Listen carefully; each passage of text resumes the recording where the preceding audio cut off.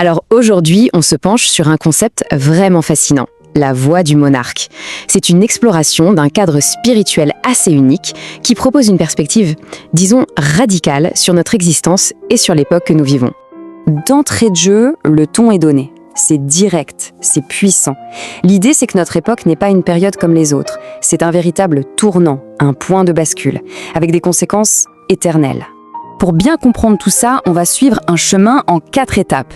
D'abord, on verra pourquoi ce cycle est si spécial. Ensuite, on se penchera sur cet antagoniste intérieur, le fameux double corrompu.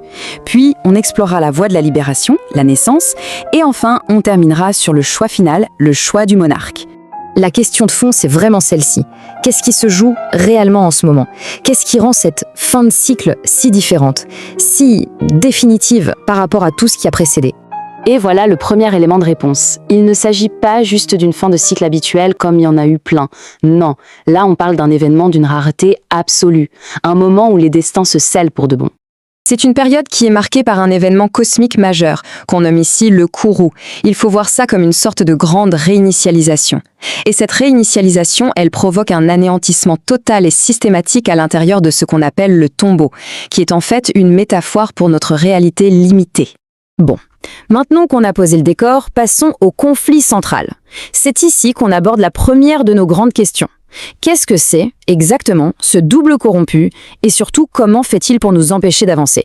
Alors voilà le concept clé. Ce double, ce n'est pas une entité extérieure, pas un diable avec des cornes, non, c'est une partie de nous-mêmes, une version inversée, notre propre ombre. Et cette ombre, elle est parfaitement à l'aise dans cette réalité parce que c'est elle qui la génère sans cesse. Cette comparaison, elle est parfaite pour comprendre la lutte intérieure. D'un côté, on a l'être, c'est le calme, la présence pure, le silence. Il n'a pas besoin de penser. De l'autre côté, le double corrompu. Lui, il est tout le temps en action.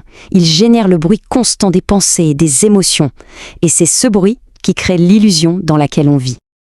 Le but de ce double est donc très clair. Il fait tout, absolument tout, pour que l'individu reste à l'état de créature, piégé dans le cycle, et qu'il ne réalise jamais son véritable potentiel de Dieu créateur. Ok, on a vu le problème. Mais alors, quelle est la solution? C'est ce qui nous amène à notre deuxième grande question. Concrètement, quelles sont les étapes à suivre pour se libérer, pour arrêter ce processus de création incessant et enfin, naître? Le chemin proposé n'est pas passif du tout. Il repose sur 3 piliers fondamentaux. D'abord, cesser la création. Ça veut dire arrêter de nourrir le monde avec nos pensées et nos émotions. Ensuite, tout assumer, prendre la responsabilité à 100% de notre réalité sans rien rejeter sur l'extérieur. Et enfin, se rétracter. C'est un mouvement de retour vers l'intérieur, vers un point zéro, un silence absolu. Et ce processus, il se déroule en 3 grandes étapes de naissance. Chaque stade est une libération de plus en plus profonde, qui nous rapproche d'un état d'être pur, un état absolu qui ne dépend plus de la création extérieure. Mais attention, il y a une condition sine qua non pour commencer ce voyage. Il faut d'abord accepter, sans aucune concession, qu'on est l'unique créateur de sa propre corruption et de tout ce qui en découle. C'est le point de départ incontournable. Et pour terminer, on va connecter ce chemin très personnel aux enjeux globaux, aux enjeux cosmiques. C'est là qu'on va répondre à notre dernière question. Qu'est-ce qui rend ce cycle actuel si absolument crucial pour la vie éternelle? Et voilà, on arrive au choix final.